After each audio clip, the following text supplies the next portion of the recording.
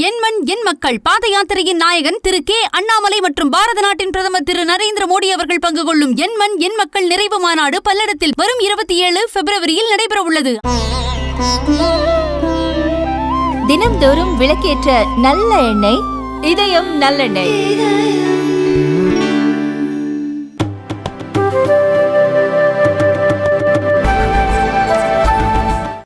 Okay, now we have the two great personalities here whom we always look up in Twitter and social media. A true war correspondent who has been on ground in various conflict reporting. We hardly have very few journalists in India doing that. And a very reputed journalist, a staunch nationalist. I have seen him for the years so far. And a journalist who doesn't give away our gun locations. Okay. Okay. And here's my senior, and I have a lot to speak about him. We'll definitely speak about it. Infantarian, a Gorkha by his blood, spent very valuable time in military intelligence, a pioneer in setting up cyber security or cyber cell in the Indian Army. He was a founder member. Have played a very active role in counter-terrorism operation in earlier days of it. It was very tough. What you see today is something different. Has been awarded with Sena Medal, one of the highest gallantry award. From there, he transitioned into corporate, has been a pioneer, a person in solar. He has represented India in various global forums, and he is a key pivotal person whom I would say in changing the rural India. You can visit his LinkedIn profile, you can read about him. A lot he has done. Time is short. So now I'll initiate this discussion with a question to both of my panelists. War reporting or war stories. How do we rate ourselves when we compare to movies like Saving Private Ryan, or I would say Hollywood as a benchmark? Over to you, Shiv. Thank you very much, Major, and privileged to be on this stage, and thank you to the organizers for inviting me.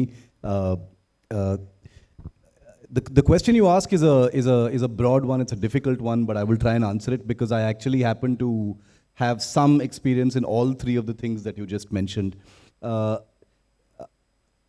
I don't think India has made a movie yet like Saving Private Ryan.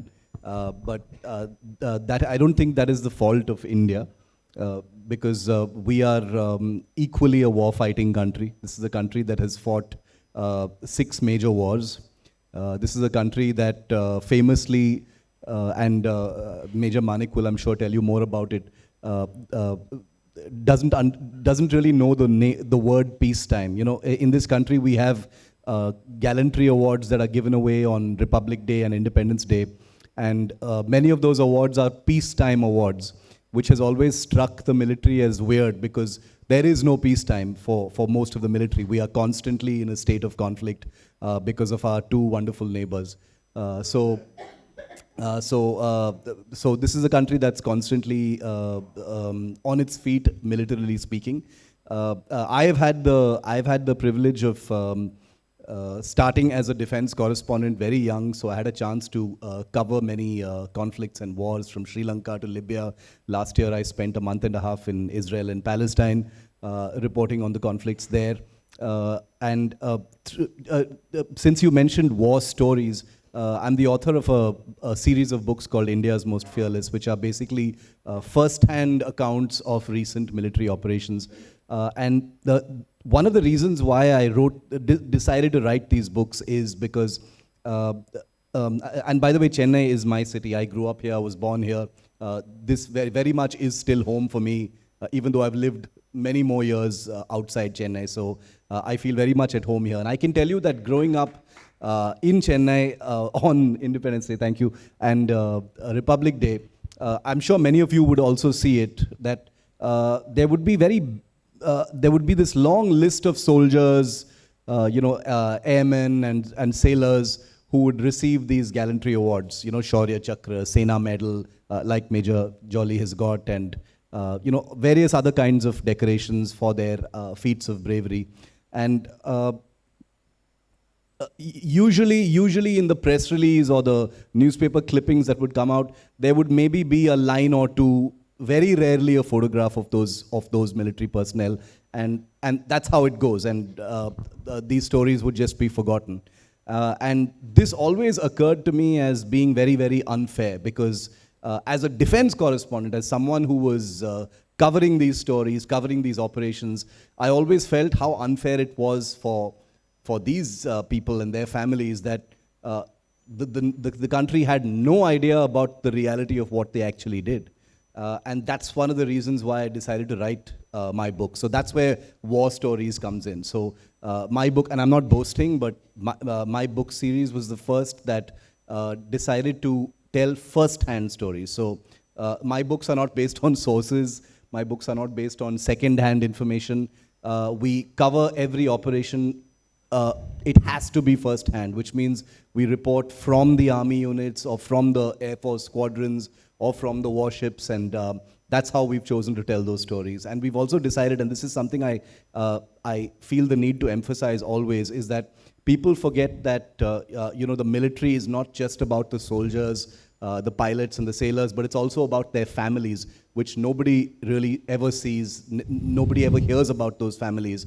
And that's why in my books, in the stories that I've told, I'm only halfway through. It's like this seems like it's going to be a lifelong mission, because I've written 3 books. There are 3 more to come. There probably will be many more after that, because the number of heroes we get in our military is never going to stop.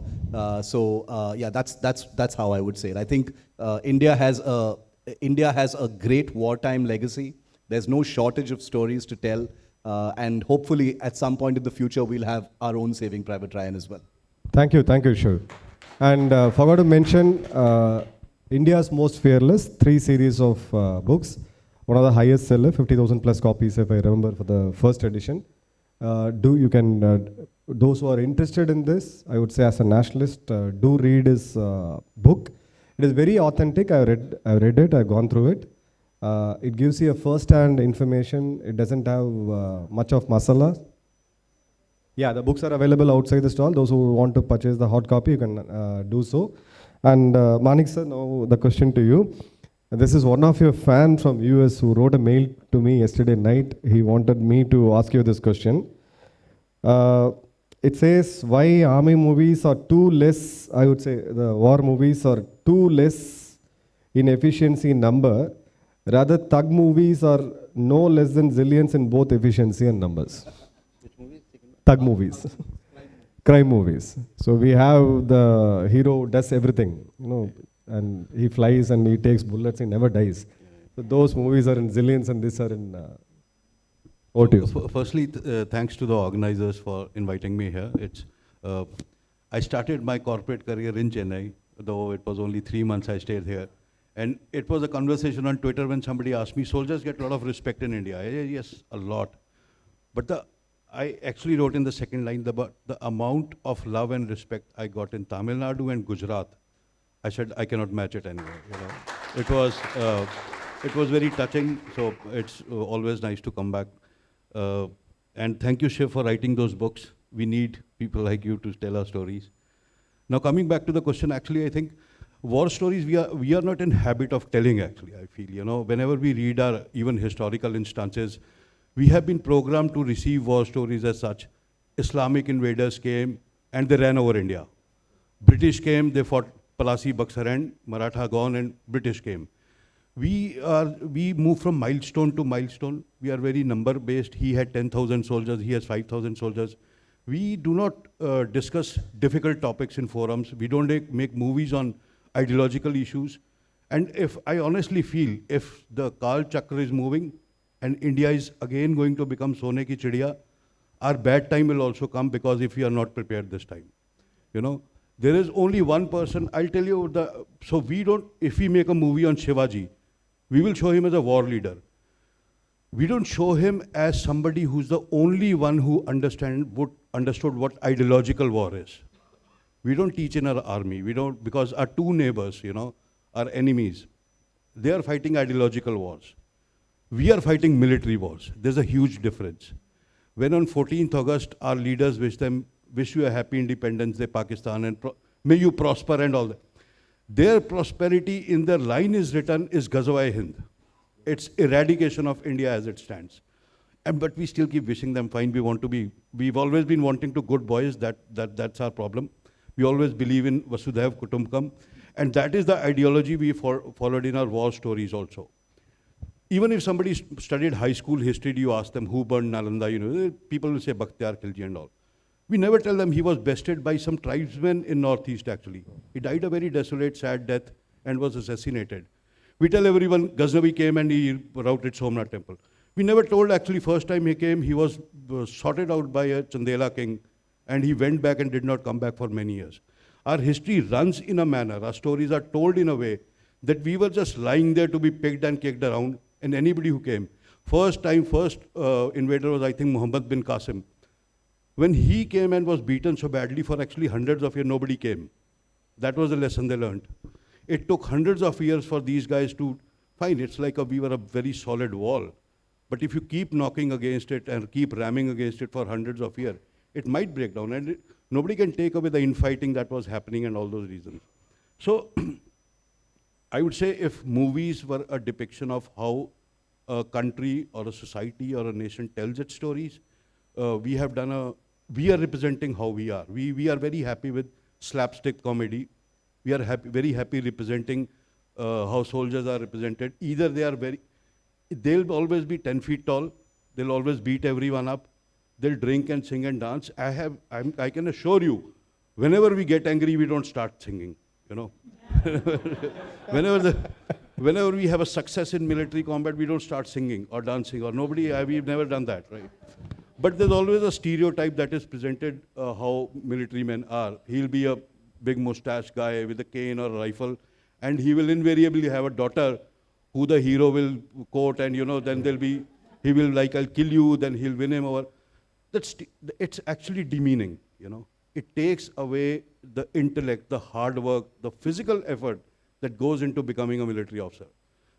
3-4 lakh people applied, and out of which 200-300 get into NDA, And out of which 10-15% also leave because the training is so tough.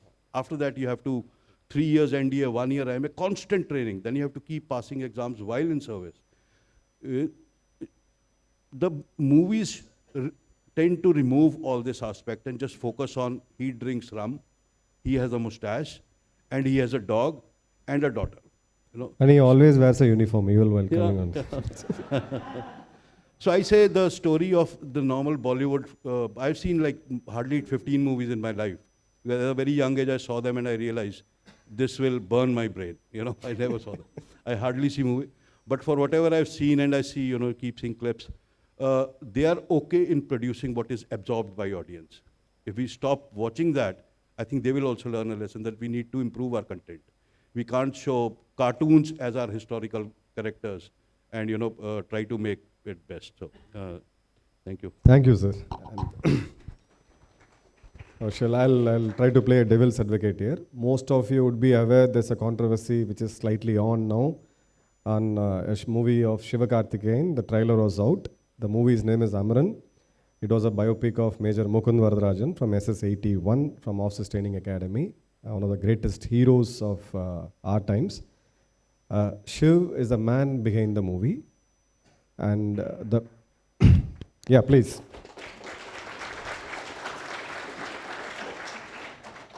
He hasn't advertised it, he hasn't spoken about it, but we all know a lot of hard work has gone in. And the movie, the story crux comes from his book, India's Most Fearless. And because this is the most recent time hero would possibly the 2K kids and the Millennium kids will eventually connect with. I would want to put a question to you. There is already a controversy, but it's done by a fringe group, a communal fringe group. But if you would have definitely seen that movie without disclosing the stories of it. But how close is that movie if I compare with your book? How the current one, Amaran? Yeah. Can you just clarify which controversy you're talking about? Because last I counted, there were about 8 controversies surrounding the movie. So there's a protest which happened, I think somewhere in Ramnad or so. They are a group of protesters. We can count them by numbers. I think 8, 10 of them. They got together and they said the Kashmiri Muslims have been portrayed as terrorists and this is not acceptable to us. Ban on movie and so and so. So the controversy that you refer to is actually the most cartoonish of all the controversies. The other controversies are actually much more serious. So I'm glad you asked me about this one. But if you go onto social media and type Amaran and stuff, I'm sure you will see about the controversies. Many of them are much more serious. But since you mentioned this one, what Major Madan is talking about is that a bunch of people have protested about this movie because the trailer is out. It's a short 2.5-minute teaser trailer that's out. I don't know how many of you may have seen it. It's on YouTube, and it depicts some pretty traditional images that you see as far as a story like this is concerned in Kashmir. You'll see terrorists, you'll see stone pelters, you'll see the army in action, you'll see some death, and nothing out of the ordinary, but really beautifully produced and beautifully shot. Now Siva Karthikeyan plays a guy called Major Mukund Vardarajan, who was decorated posthumously with an Ashoka Chakra for his role. Now, the reason why this particular protest... Sorry to interrupt. Ashok Chakra is the highest gallantry award given in a peacetime. It's as good as a Paramveer Chakra. It's equivalent to Paramveer Chakra in peacetime. Again, peacetime, which is a ridiculous word, okay? So the reason why, when I saw, and obviously when this protest happened, people started posting the videos and tagging me. My name was the first to be tagged even before the film producers and stuff. So I was like, I just wrote the book. I'm not making the movie. But anyway, so the reason why that particular protest is so ignorant, ridiculous, and outwardly is because if anyone has read the story of Major Mukund Vardarajan, this should serve as an example of not jumping the gun and making your mind up, because the story of Mukund Vardarajan actually confirms exactly the opposite of what they're saying. It's an amazing story of a young officer recently married to Indu Rebecca, very much from Tamil Nadu, right? Serving all the way in Shopian in South Kashmir. And he had built a huge, beautiful relationship with many, many villages and villagers who lived in that area. They had a name for him. Okay, they called him Khan Sahib. Okay, they had their own local name for him because Major Mukund Vardarajan was too complicated and stuff. So Khan Sahib he was. Okay, and that's actually a name that they gave to many different officers in those areas because it was like a term of endearment and respect, and it's amazing because Major Mukund Vardarajan was the guy who would actually go out into these villages and tell them, okay, so your kids have exams over the next 2 weeks. Me and my unit will make sure that nobody comes from the outside and threatens you guys while your kids are having their exams. That's my personal guarantee to you. And that's how he, won the hearts of many of these people. I don't want to spoil the story for you because it's a truly amazing story which you will see in the movie. But these 8 or 9 protesters who said this is branding, people as Muslims as terrorists and stuff like that is absolutely ridiculous. And all of this goes down to the incredibly unfair black and white depictions of the Indian army because of the huge amounts of leftist propaganda that has fed on this idea of the army as a purveyor of human rights abuses in Jammu and Kashmir, which is a ridiculous untruth. I'm a defense correspondent. Whether there is something happening in Kashmir or not, I make it a point even now. And I've been a defense correspondent for 20 years, since August 2004. I make it a point every year to go to Kashmir, whether there's a big story happening there or not, because that is a really special part of the country. And I personally would advise all of you to go there. Since 2019, since the article of abrogation of 370, it's become like any other place, except that it's just really, really beautiful, and the weather is great, and there's a lot to do and stuff. So, but the idea that has been propagated for so long that the army has been this monster force, occupying force in Kashmir, is complete rubbish when you read stories like those of Major Mukund Vadrajan and many other officers who've served in Jammu and Kashmir. And I'm sure Major Jolly has also served there, so he knows exactly what it's like. Many young Indians come to me and ask a question that's commonly asked is, have there been human rights abuses? Now, the one thing I will always say, just to end this thought, is that there are no blacks and whites in conflict. This is not a black and white issue. There are no fierce goods and bads. These are really difficult places where men and women have to take sometimes controversial decisions to perform the larger good, save more lives. Have there been human rights abuses over the years? Some, most certainly not the kind of overwhelming human rights abuses that much of leftist propaganda projects the Indian army as. But I can tell you this very, very clearly. And remember, as a defense correspondent, I am the first one to write negative stories about the army. I may be writing books about army heroes, but I cannot tell you how many times I've been in trouble with the army because I've told things that are not palatable for the army or the air force or the navy. So believe me when I say that I stand right in the middle. I'm not on anybody's side. But having seen how the army is in Kashmir, especially in terms of this whole idea that Kashmiris are painted as communal and this being a Hindu-Muslim issue, there is no, the Indian army is not just a military force, it's a very, very moral force. It knows exactly what it's fighting in Kashmir, and that's the reason why they've been there for such a long time now. Thank you, Shiv.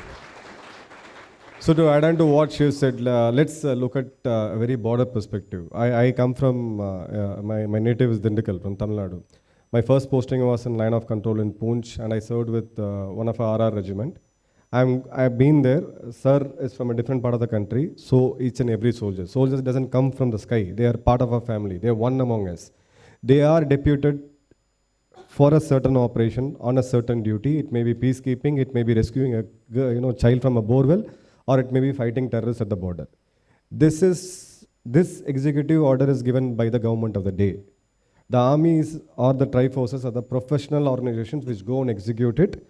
And in the consequence of the execution, there are certain places where it may go here and there. As Shiv said, it's always cannot be black and white.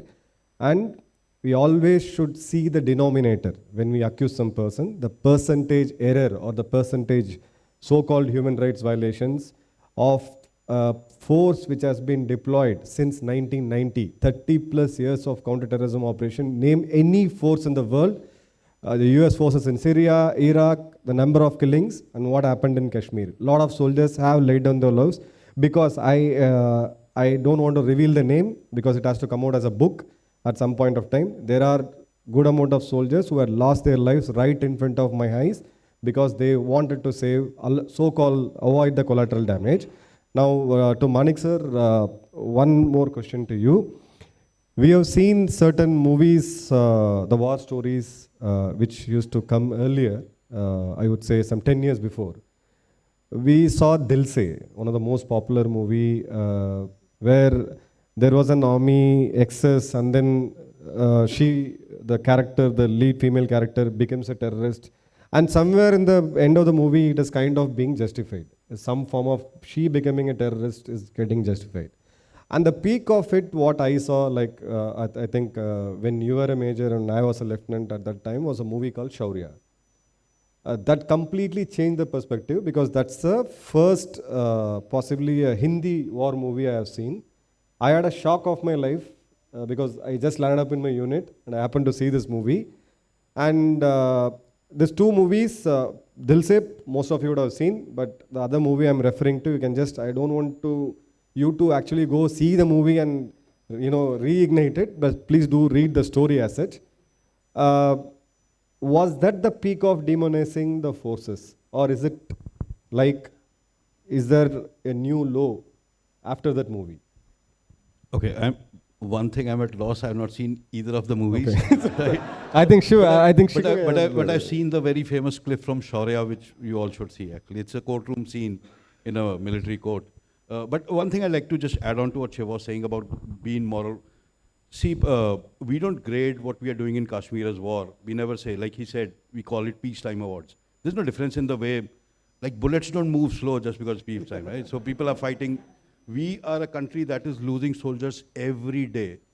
It has become so common that he's been covering defense from 2 decades now, that he would agree with me. Now it becomes just a mention in the newspaper or just, 5 more died, that's it, right?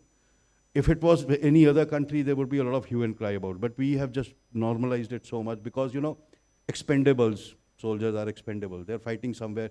Rest of the country is still fighting. I can tell you if we lose soldiers and a Bollywood actress does something controversial, she will get more media today.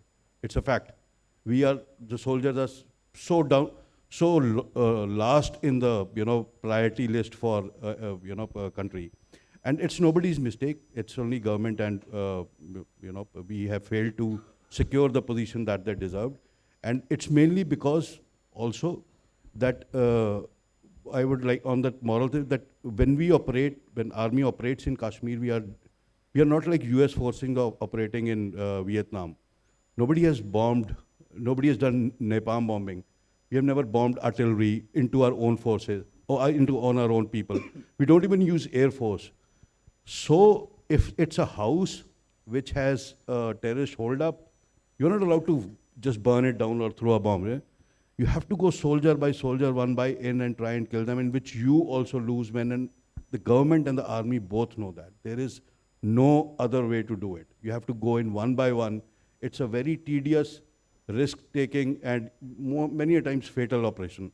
But we fight with our both hands tied behind our backs. That's the morality level of that is inculcated in Indian armed forces. And it comes straight from Ramayana, Mahabharata, and our ideology and our culture. But I would again say we need to revive that. We need to, again I'll go back to Shivaji. He's the guy who understood. Had he not prepared, Afzal Khan would have killed him. But he knew how to fight the man, and he took his Bagnak with him. Just coming back to the movie, I've not seen the both of them. So I think Shiv, you can take on that question. I think you got the context of what the movie is his face.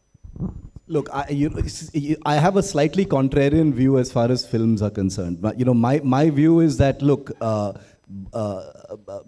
Indian film industry gets a lot of flack, which is fair in my view. But let's never forget that the Indian film industry, Bollywood, whatever you want to call it, is a very, very, very important part of India's soft power. Yeah. Okay, we can sit here and crib about the movies, and believe me, I'm completely with you as far as how the military is depicted. Whether it is Shaurya, they'll say any other movie, it grates for me as well. But that's okay. I mean, I think it's okay to have judge a movie on issues of taste and accuracy and things like that. And I think it's totally warranted and natural, especially for military personnel, to watch the quality of movies and think, oh my God, why can't they get this right? This doesn't happen in the movie. You're absolutely right. We don't sing when we're at war, and all those things I think are issues of taste, issues of that sort of thing. I think there are some fine examples of how the military has been depicted in movies.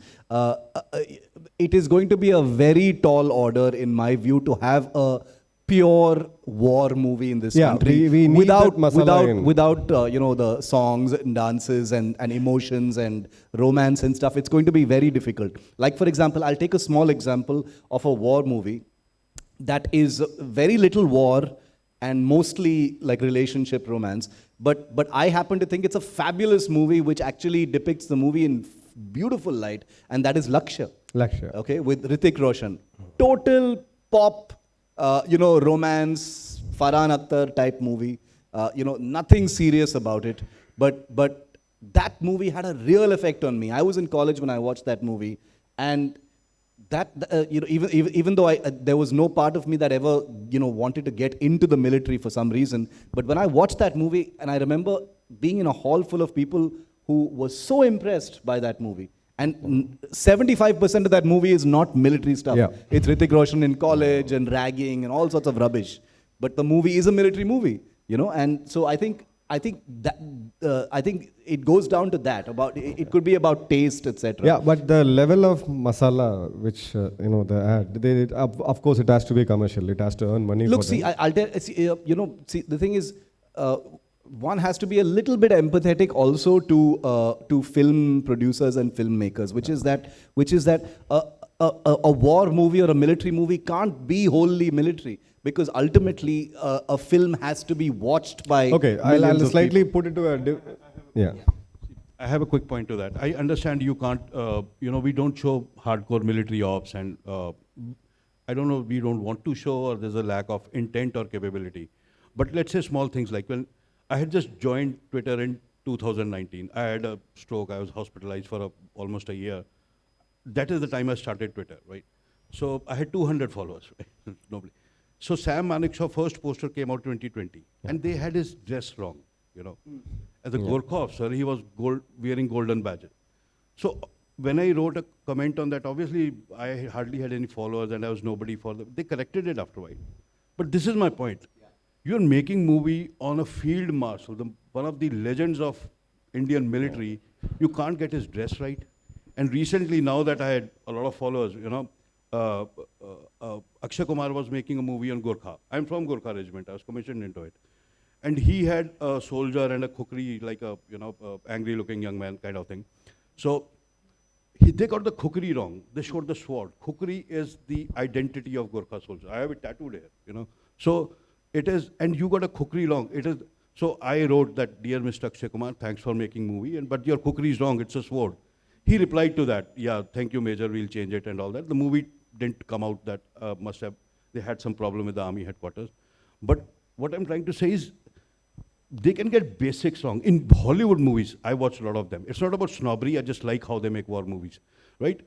Even if it's a romance movie and the soldier is the hero, and they show him coming down from a helicopter, jumping and running towards his girlfriend and all that. It's a 5-second clip. But you pause that scene and watch where the guns, where the soldier, where the guard, the uniform, the collar tabs, everything will be the way it will be on a military base. That is the detailing. That is why they are Hollywood, and we are great, but... I completely agree with Major Jolly when he says that, if filmmakers decide to make films about the military, they have to understand that, you can't take liberty with certain things. You can't mess up uniforms, you can't mess up, regimental insignias, you can't mess up, certainly you can't mess up names, the way the military does things, because, as civilians, we have to understand that military culture is a completely different kind of civilizational, thought. Accuracy, regimentation, not getting those small things wrong is part of how they function. So when they see, outsiders just having their way with, acha chalo, if you don't have the Gorkha insignia, just put something else. You don't have a kukri, just use a sword. For the Gorkha regiment, taking away the kukri and putting a sword is like probably going up to the colonel commandant and slapping him. It's sacrilege. It's like slapping that person's parent. It's unacceptable. So I completely agree with you. If you're going to delve into making military movies, the least that you owe to your audiences and to the military is depiction of accuracy. Just one small addition to this. One of the reasons why American films and military films have always had default accuracy as far as the military is concerned is because post-Vietnam, the American military had already realized the benefits of engaging with Hollywood and media. They saw Hollywood as a fabulous, game-changing sort of propaganda platform, which is why whether it's the US Navy or the Marine Corps or the US Army or the US Air Force, when Hollywood movies are made, they provide real assets. They provide active consultancy. Unlike the Indian military, which has only now started to do it. Yeah. The Indian military was suspicious of filmmakers. They didn't like people coming into their academies and shooting their regiments and their bases. They hated that. Even now, it's like a pretty strict process to get permission to shoot or film at bases. But all I'm saying is, in the US, whether it's like a bubblegum romance or whatever it is, the military was, yeah, sure, please come in and we'll tell you exactly how to do. We'll give you the uniforms, we'll give you the helicopters, we'll have consultants on board. So, absolutely. Yeah. And with Amaran, for instance, I can assure you that there will be no inaccuracies because me and my co-author are on board, and we will make sure there are no errors as far as the military is concerned. Thanks, Shiv. So to add on to what Shiv has said, ADGPA is an institution of Army which kind of controls all this media. Anybody who would want to do a movie or a OTT, they go and apply. And a week before, when I spoke to somebody in ADGPA, they said 28 movies are currently in pipeline. So we see a major surge, I think, in the past 2-3 years. So I think post-COVID, we are seeing a major surge. Yeah, of course, we understand that it cannot be completely the way we see things, be it the uniform or be it the mannerism or the kind of the dialogues they deliver.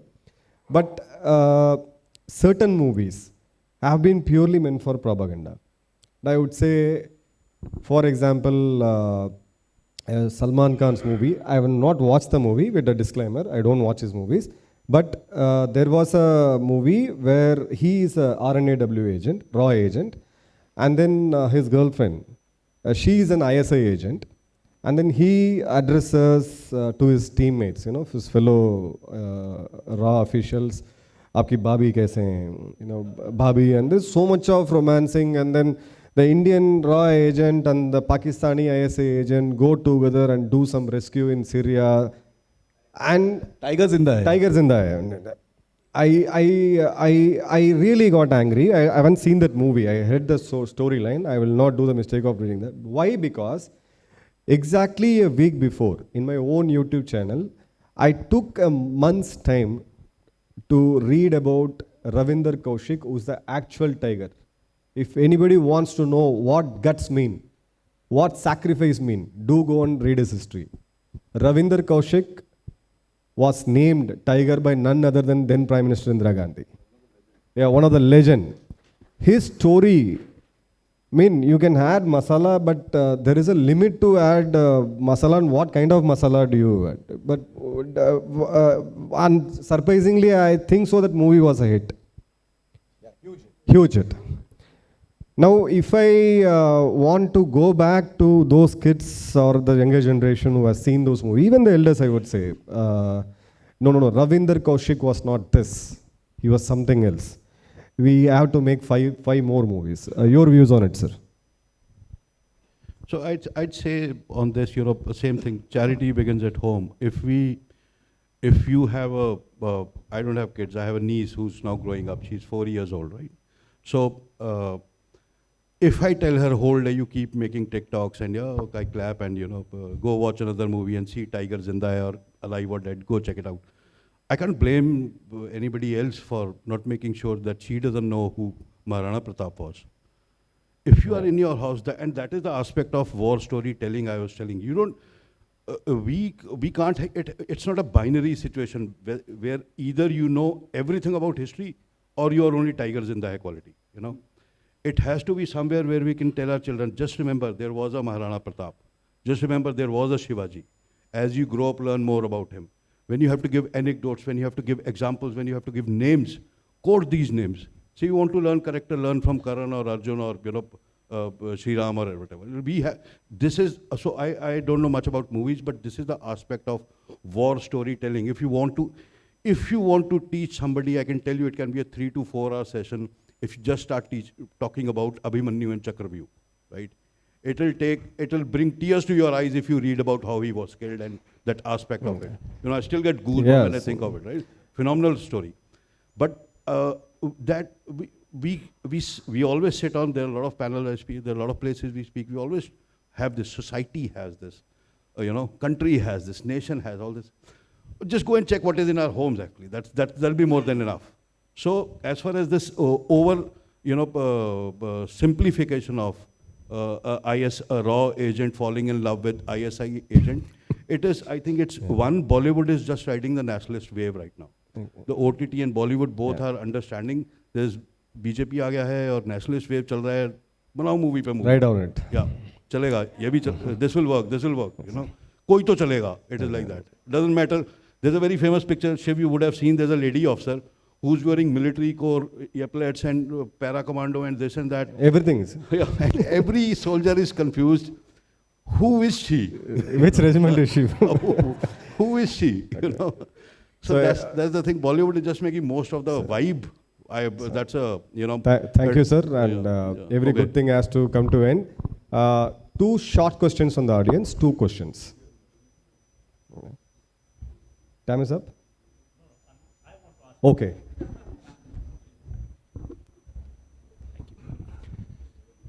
So, the US Army Question Chief's two? office has Question 2. to either, to all, actually all 3. Okay. Perhaps more to towards the Shiv. So the US Army Chief's office has a professional reading list that they come out with, I think, almost every year. And these are a very diverse set of books from ancient Greek wars to modern information warfare. 2 questions here. The first one is that, are you aware of whether the Indian armed forces have anything similar? And if not, would you be willing to put together a list and maybe share it on your Twitter channel? The Indian armed forces do have reading lists, by the way. As far as their progressive courses and stuff, they do have reading lists for sure. It's a good question because nobody's actually ever seen these lists. But these are lists that are part of the periodical courses that officers go through. In academies, exactly. I personally would love to put together a list, but I don't think I would ever put myself in a position where I think I have the kind of wisdom and scope to advise officers.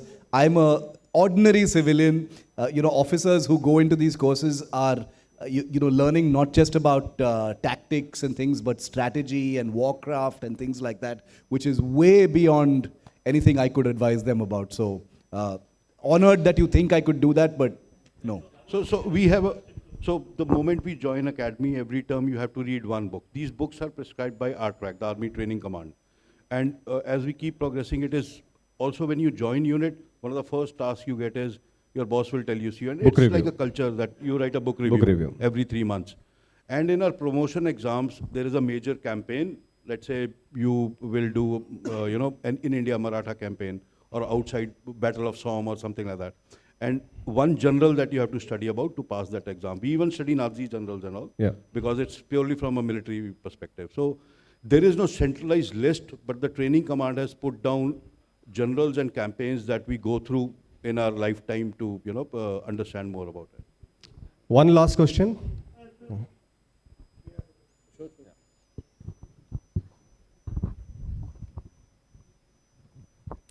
Hello. I always expected the army and I get goosebumps. I always wanted to be part of the army and expect the army people a lot. Can there be anything which I can do? I always wanted to be part of the army and expect the people a lot. I want to contribute something to the army people a lot. He wants to contribute to the army in any way that is possible. I got that. He wants to contribute to the army in any way that is possible. He has an immense respect for the army. Yeah. I always get inspired by the army people. He is always inspired by the work that people do in the armed forces, and I will definitely talk to you after this. Whatever you are doing, I will talk to. There's OTA in Chennai. There are NCC nearby. There are a couple of. We'll definitely figure out something. I carry forward this commitment from my sir. We will soon have you in one of official military event. I commit you this on behalf of Major Sir. And Shiv, your perspective? The military, like our society, has changed amazingly over the last 20 years, and I am personally witness to that. And I think the military has been extremely open. I am actually a sort of living example of how the military has changed. The military hates giving journalists access to official records and war reports and military operations reports, but they completely opened their doors to me. And I have spent my entire career writing negative stories about the army, but they trusted me with that. So absolutely, anything you think you can do for the military will listen to you. Thank you. Thank you. So thank you so much. I hope this session gave you something, and we also took something from here.